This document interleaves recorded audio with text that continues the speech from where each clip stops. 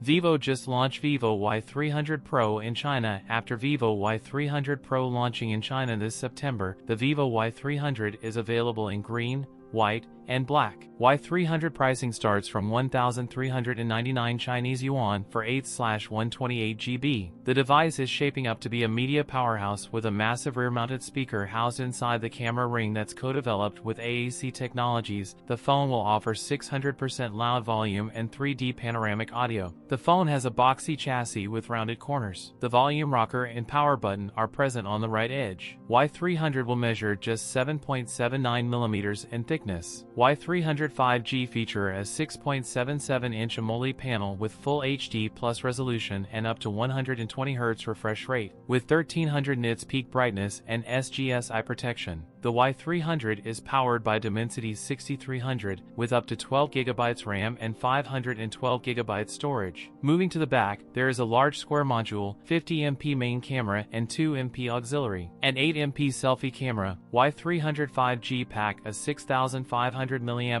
battery with 44W fast charger. That's it for today's video. If you enjoyed it, don't forget to like, comment, and subscribe for more content. Thanks for watching, and I'll see you in the next one.